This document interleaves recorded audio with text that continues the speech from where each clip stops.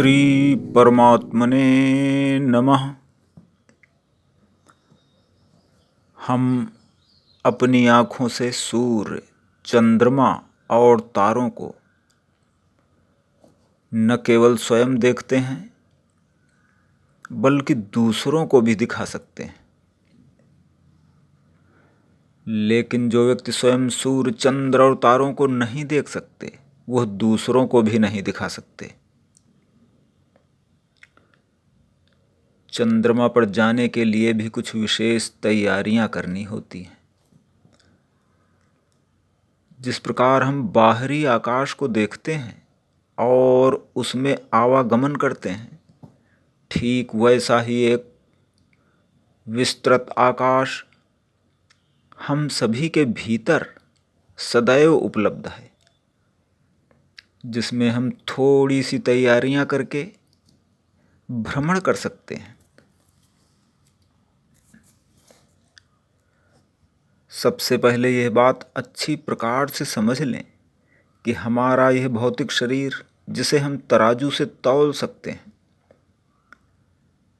और जिसका वजन घटता बढ़ता रहता है, इसे हम न स्वर्ग ले जा सकते हैं और न नरक ले जा सकते हैं। जब हम अपने इस शरीर को मिट्टी के एक ढेर की तरह छोड़ देते हैं, तभी हम स्वर्ग, नरक या किसी भी दूसरे अन्य लोकों की ओर कोई गति कर सकते हैं।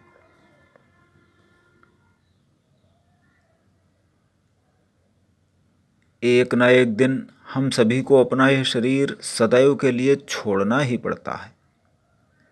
शरीर के छूटने पर कैसा अनुभव होता है, वैसा अनुभव हम अपने शरीर के जीवित रहते हुए भी कर सकते हैं। इसके लिए हमें क्या करना होगा, क्या तैयारियां करनी है? अक्सर हमें कहीं न कहीं मृत शरीर दिखाई देते रहते हैं अपने आसपास।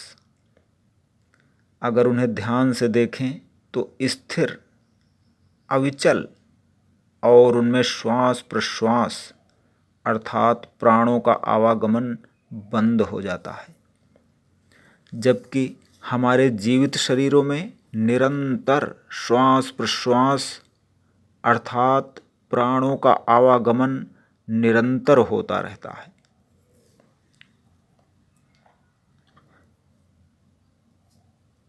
सर्वप्रथम हमें किसी शांत एकांत स्थान पर अपनी आँखों को बंद करके एक शव की तरह अपने शरीर को शिथिल छोड़ देना चाहिए। जब भी हम इस प्रकार अपने शरीर को छोड़ने का अभ्यास करें, निराहार हों या कम से कम भोजन लें, क्योंकि अधिक भोजन करने से हमारी श्वासों की गति भी तीव्र हो जाती है, जबकि अल्पाहार स्वल्पाहार लेने से हमारी श्वास शांत होने लगती है और मन की व शरीर की चंचलता भी कम होने लगती है। अपने शरीर को एक मृतक के समान शिथिल छोड़ देने का यह अभ्यास यदि हम निरंतर करते रहें तो धीरे धीरे हम अपनी श्वासों को शांत व स्थिर करने में समर्थ हो जाते हैं। और जैसे ही हमारी श्वास स्थिर, शांत व अविचल होती है, वैसे ही हमारे शरीर के भीतर के प्राण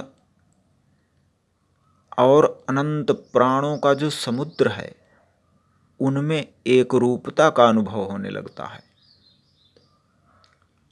और हमारे प्राणों का उस प्राणों के समुद्र से एक सेतु निर्मित होता है और उसी की सहायता से हम इस मृत्युलोक को छोड़कर दूसरे अन्य लोकों में प्रवेश करने में समर्थ हो जाते हैं।